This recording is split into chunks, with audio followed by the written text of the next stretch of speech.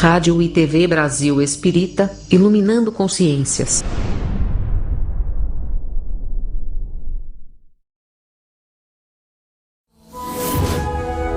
A rádio e a TV Brasil Espírita apresentam o Evangelho segundo o Espiritismo e sua simplicidade. Apresentação: César Perry.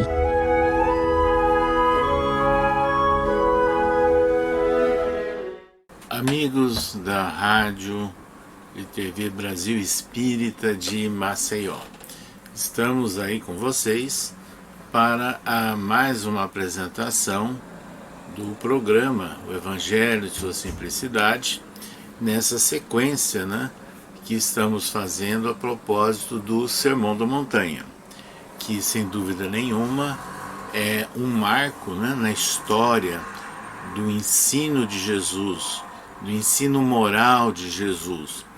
O Sermão da Montanha tem todos os fundamentos para se obter uma nova visão de sociedade, ou seja, trazendo bases, para uma nova forma de relacionamento interpessoal.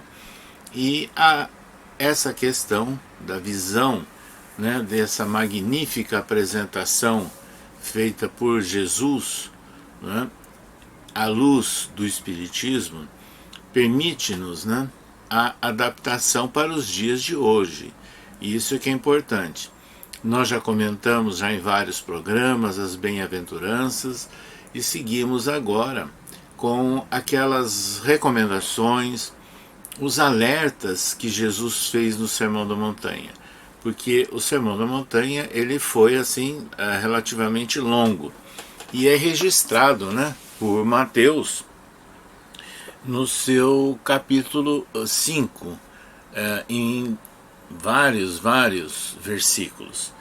E nessa sequência, hoje, nós veremos mais uma daquelas orientações, daquelas recomendações que Jesus fez naquela oportunidade, onde ele disse: sede vós, pois, perfeitos, como é perfeito o vosso Pai Celestial. Vejam, essa colocação feita por Jesus, ela é extremamente importante. O vocábulo e a palavra perfeito foi usado como uma indicação de perfeição, de maturidade máxima, e nesse caso Jesus estava se referindo e indicando a perfeição de Deus como um alvo a ser alcançado, a despeito de todas aquelas dificuldades, especulações que o homem naturalmente pode apresentar para chegar a essa posição de perfeição.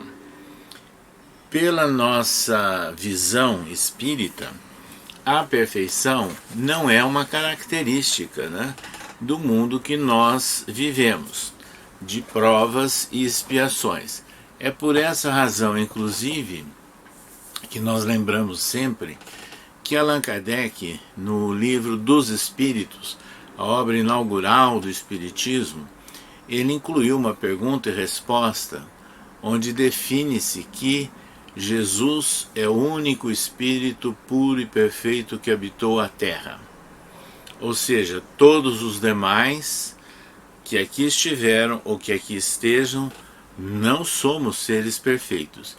Então Jesus estava no Sermão da Montanha, obviamente se referindo à perfeição de Deus, nosso Pai. Então um grande alvo a ser alcançado. Quando?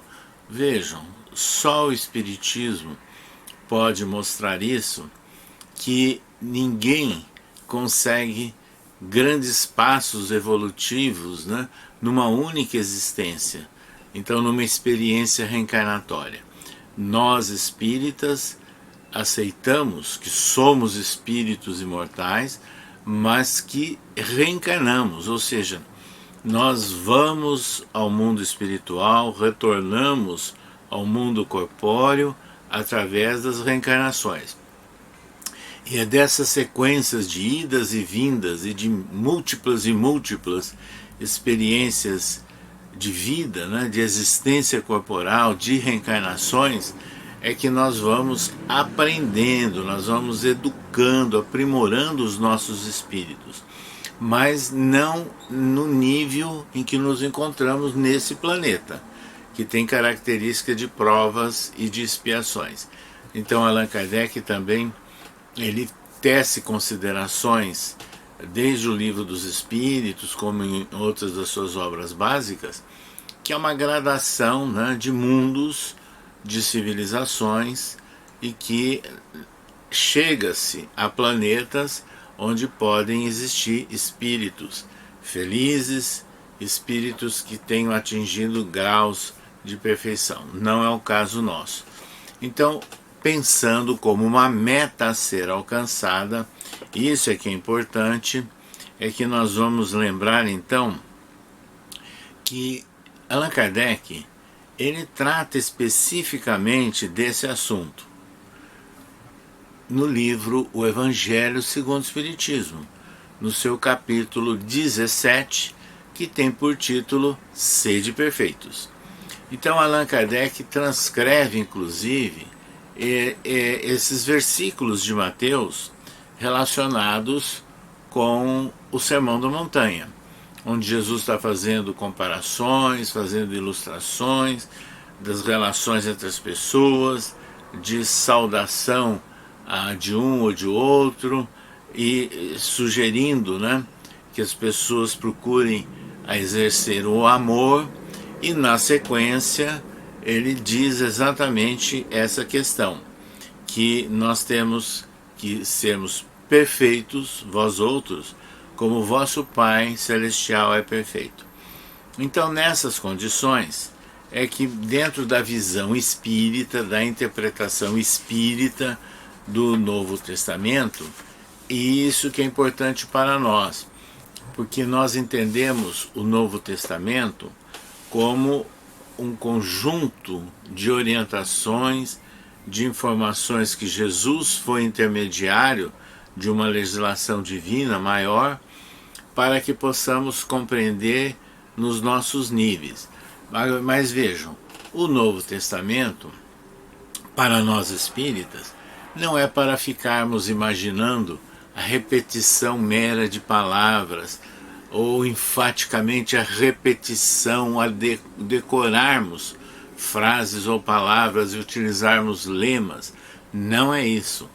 Allan Kardec sempre sugeriu, desde a apresentação do Evangelho segundo o Espiritismo, que nós temos que procurar entender a essência moral, o ensino moral que brota de cada palavra, de cada ensino de Jesus.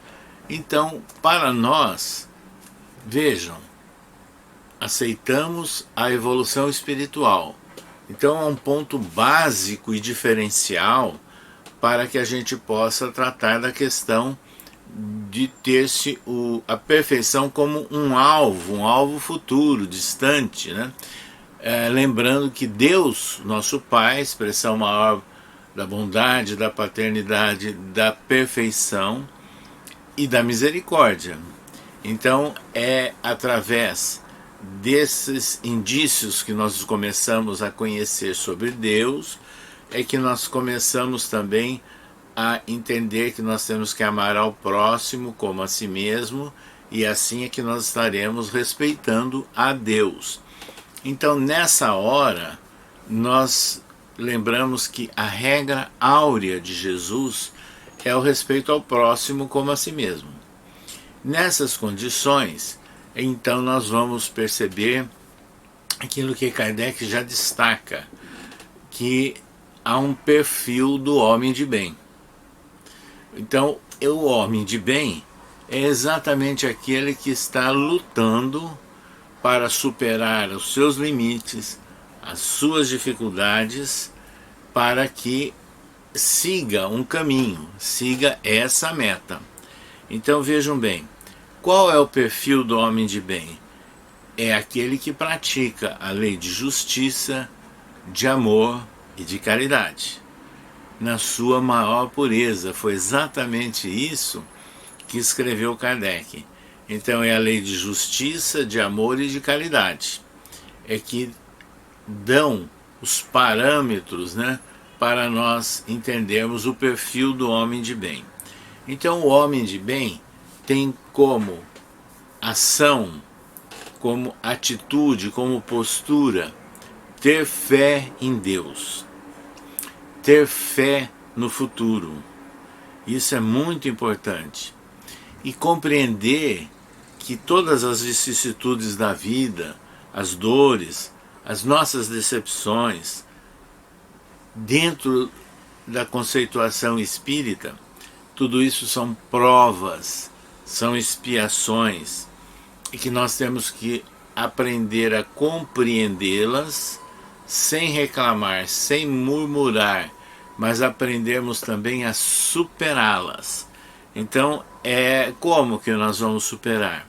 Exatamente com fé em Deus, fé no futuro e a busca da nossa confiança em nós e no respeito e no melhor relacionamento com o próximo. Então, o homem de bem é a criatura que quer ser bom, quer ser humano, quer ser benevolente para com todas as pessoas. Não faz discriminação, não tem preferências de raças, não tem nenhuma forma de hostilização ou de discriminação entre os homens. Respeita todas as pessoas na sua maneira de pensar, nas suas convicções, e não vai partir apenas para crítica, para polêmicas, para o dedo em riste, nada disso. A caridade, então, é o rumo, é a guia, vamos assim dizer, para seguir nesse caminho, né, de melhorarmos a nossa situação de alma, melhorarmos as nossas condições de aprendizagem espiritual. Então, o homem de bem, ele tem que suplantar as ideias apaixonadas, né, de ódio, de rancor, de vingança, e lembrarmos de Jesus, porque Jesus deu exemplos práticos de perdão e de misericórdia no relacionamento com pessoas que eram consideradas de má vida, pessoas que eram consideradas erradas. Então, o homem de bem, aquele que está querendo adquirir parcelas daquilo que nós entendemos como uma perfeição em Deus, ele tem que aprender, nós temos que nos esforçar em cultivarmos a indulgência. Então, ao sermos indulgentes, nós temos que vigiar os nossos pensamentos, as nossas ações, inclusive para não ficarmos valorizando apenas os erros e os defeitos do próximo, mas nós temos que valorizar aquilo que possa ser encontrado no próximo, onde nós estivermos, como uma reste, alguma coisa que represente algo de bom, né? Isso é que é importante. Então, dentro do contexto em que nós vivemos no nosso mundo e que é difícil, se nós recebemos sob nossa responsabilidade, num contexto de uma ordem social, pessoas com as quais nós temos responsabilidade e alguma dependência nossa, então nós temos que aprender a utilização dos parâmetros de bondade, de benevolência, porque todos nós somos filhos de Deus, somos irmãos, então isso é que é importante. Enfim, dentro da visão espírita, o homem de bem, aquele que está buscando a compreensão de Deus, nosso Pai, exemplo maior de perfeição, é aquele que respeita no semelhante os seus direitos, os direitos inclusive dados, né, propiciados pela própria natureza. Da mesma forma que nós queremos que os nossos direitos também sejam respeitados. Então, o espírita, ele tem um papel muito interessante, marcante, nessa condição de procurar entender a divindade, que é o ser puro e perfeito na sua maior expressão, não é? Criador de todas as coisas. E temos como modelo e guia Jesus, que veio representando a divindade para nos chamar a atenção sobre as leis divinas, as leis universais. Nós temos muitos exemplos, né, que possam ser falados com relação ao cultivo da virtude, ao cultivo daquilo que nós chamamos aqui nesse capítulo, com base, né, nesse versículo do Novo Testamento sobre o Sermão da Montanha, sobre os sede perfeitos. Mas não há dúvida nenhuma que são critérios com base na compreensão do dever, o dever moral, social, espiritual que nós temos, né? Não é apenas um dever passageiro. O cultivo de virtudes, isso é extremamente importante, e pensarmos do papel do homem no mundo que nós vivemos agora.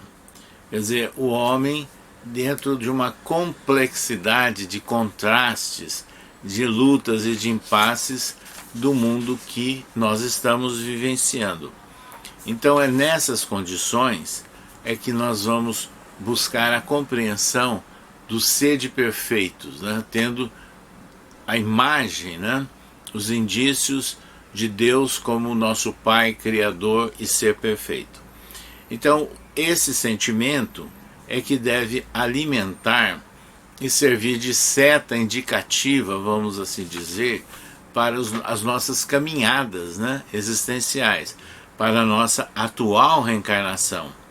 E aí torna-se importante, inclusive, nós lemos até um trechinho que está lá no Evangelho segundo o Espiritismo, em que o Espírito Protetor comenta, né, sobre essa posição nossa no mundo atual, no mundo que nós estamos vivendo.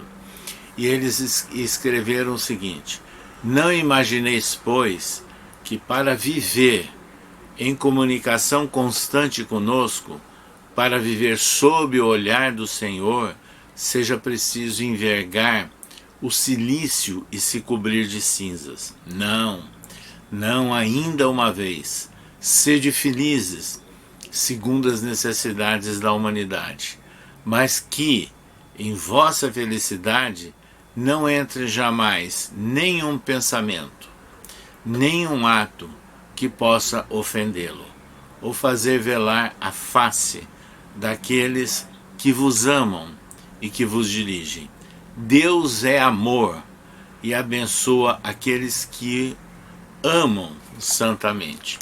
Então, essa expressão Deus é amor, e que foi na verdade uma definição registrada pelo apóstolo João, a melhor, a mais sintética e mais profunda definição sobre Deus. Deus é amor.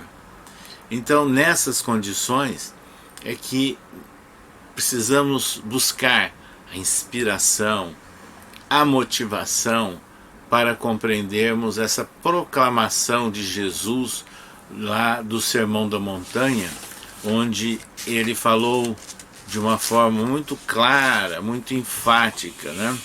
Dizendo: sede perfeitos, como vosso Pai Celestial é perfeito. Deus é amor, e nós temos que buscar, através do nosso esforço cotidiano, do esforço diário, como adquirir parcelas de amor para a educação dos nossos espíritos. Para concluir, nós gostaríamos de citar um grande exemplo de um contemporâneo nosso, e que nós tivemos a feliz e o grande privilégio de conhecer pessoalmente: Francisco Cândido Xavier, o maior médium da civilização. 92 anos de vida, 75 anos de dedicação à mediunidade. As 5 palavrinhas que definem muito bem toda a vida, a ação, a obra de Chico Xavier, e que isso foi lembrado por ocasião do seu centenário de nascimento. A primeira palavrinha, palavra-chave, portanto, né, que dá o perfil de Chico Xavier é espírito. Ele era um homem que tinha não só a certeza da existência do mundo espiritual, como interagia com os espíritos. E foi o intermediário de milhares de espíritos nas suas psicografias, nas mensagens que ele transmitia. A outra palavra-chave importante para entendermos esse homem de bem, Chico Xavier, é a palavra saber. Mas não o saber da disputa, não o saber do intelectualismo vazio, das polêmicas ou da arrogância. O saber espiritual. E o saber espiritual, ele praticava também. Ele não apenas era intermediário para escrever nos livros, ou intermediário para falar. Ele praticava no seu dia a dia esse saber espiritual. Se inspirando onde? Em Jesus. Porque era isso que Jesus fazia em todas as ocasiões que estava ensinando, né? E até aproveitando episódios de vida, cenas da natureza, para tirar conclusões morais substanciais e importantes. A outra palavra-chave importante, dentro dessa caracterização de um perfil, de um homem de bem, de um homem que está buscando um progresso, é fé.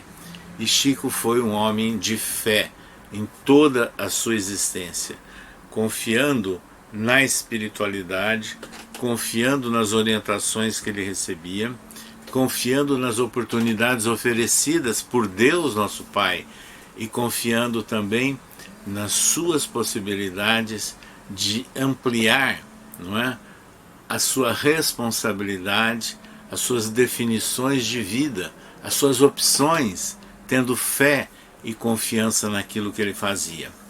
Chico Xavier foi o exemplo do homem que praticava a caridade. Desde o início da sua romagem espírita, lá em Pedro Leopoldo, aos 17 anos de idade, até o final da sua existência, ele foi um homem que se doou ao próximo, não apenas na orientação espiritual, que já é da mais significativa importância, mas também atendendo, na medida do possível, materialmente, nas chamadas peregrinações que ele fazia. Chico Xavier tem uma quinta palavrinha-chave e que na verdade reúne todas as demais: amor. E exatamente aquilo que nós lembramos, que se Deus é amor, como escreveu João, se Jesus fala que nós temos que buscar para sermos perfeitos como nosso Pai Celestial é perfeito, significa o quê? Que nós temos que procurar agora aprender, superarmos problemas e aumentarmos parcelas de amor na nossa existência, para que isso, inclusive, possa se apresentar numa nova forma de relacionamento interpessoal em qualquer parte que estejamos, no nosso lar, no contexto da nossa família, no ambiente de trabalho, nas atividades sociais, onde se inclui também as atividades espíritas. Assim, meus amigos, o Sermão da Montanha, esse magnífico discurso, vamos assim dizer, proferido por Jesus há quase 2000 anos, ele vem, na verdade, ressoando na intimidade de nossos espíritos.